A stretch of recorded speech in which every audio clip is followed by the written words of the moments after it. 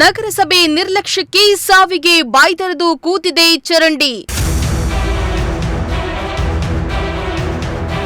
ಜೀವ ಭಯದಲ್ಲೇ ವಾಹನ ಸವಾರರು ಸಂಚರಿಸುವಂತಹ ದುಸ್ಥಿತಿ.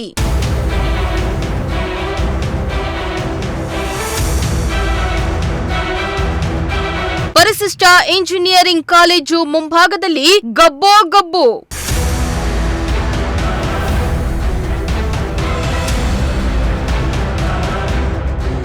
ಎಸ್ ವೀಕ್ಷಕರ, ತಿಪಟೂರು ಅಂದ್ರೆ ಶೈಕ್ಷಣಿಕವಾಗಿ ಬೆಳೀತಾ ಇರುವ ತಾಲೂಕು ಅಂತಲೇ ಹೆಸರುವಾಸಿ.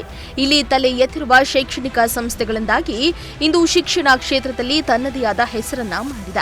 ಇಡೀ ರಾಜ್ಯಕ್ಕೆ ತೆಂಗನ್ನ ಸರಬರಾಜು ಮಾಡುವ ತಾಲೂಕಿನಲ್ಲಿ ತಿಪಟೂರು ಪ್ರಮುಖ ಪಾತ್ರ ವಹಿಸುತ್ತೆ. ಇಂತಹ ನಗರವನ್ನ ಜಿಲ್ಲೆಯನ್ನಾಗಿ ಮಾಡಿ ಅನ್ನೋ ಕೂಗು ಕೂಡ ಕೇಳಿ ಬರ್ತಾ ಇದೆ. ಆದರೆ ಇದೆಲ್ಲದರ ನಡುವೆ ಇಲ್ಲಿ ಅವ್ಯವಸ್ಥೆಯೂ ಕೂಡ ತಾಂಡವವಾಡ್ತಾ ಇದೆ. ನಗರಸಭೆಯ ನಿರ್ಲಕ್ಷ್ಯದಿಂದ ವಾಹನ ಸವಾರರು ಜೀವ ಭಯದಲ್ಲಿಯೇ ಸಂಚರಿಸುವಂತಾಗಿದೆ. ಏನಿದು ದುಸ್ಥಿತಿ ಅಂತೀರಾ? ಈ ಸ್ಟೋರಿಯನ್ನ ಒಮ್ಮೆ ನೋಡಿ.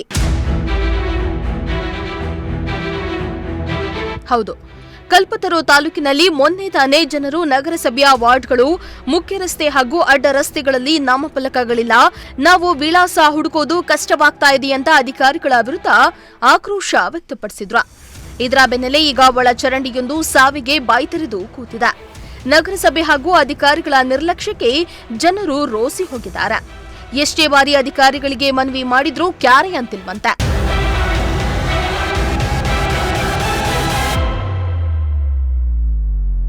ಹಾಸನ ಸರ್ಕಲ್ನಲ್ಲಿ ಒಳಚರಂಡಿ ವ್ಯವಸ್ಥೆ ದುಸ್ಥಿತಿಯಲ್ಲಿದೆ.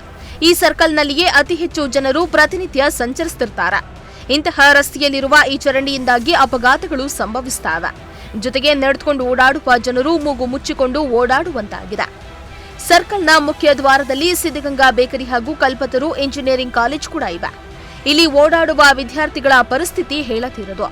ಇನ್ನು ಈ ಸರ್ಕಲ್ 4 ರಸ್ತೆಗಳಿಗೂ ಸಂಪರ್ಕ ಕಲ್ಪಿಸ್ತಾ ಇದೆ. ಇಂತಹ ಸರ್ಕಲ್ನಲ್ಲಿರುವ ಚರಂಡಿ ಮಾತ್ರ ಗಬ್ಬೆದ್ದು ನಾರ್ತಾ ಇದೆ.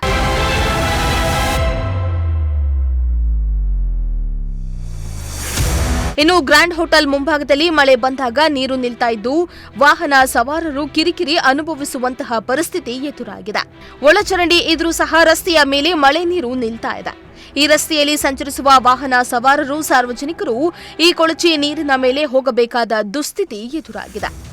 ಇನ್ನಾದರೂ ಸಂಬಂಧಪಟ್ಟ ಅಧಿಕಾರಿಗಳು ಇತ್ತ ಗಮನ ಹರಿಸಿ ಸಾರ್ವಜನಿಕರ ಸಮಸ್ಯೆಯನ್ನ ಬಗೆಹರಿಸಬೇಕಾಗಿದೆ. ಮಂಜುನಾಥ್, ಪ್ರಜಾಶಕ್ತಿ ಟಿವಿ, ತಿಪಟೂರು.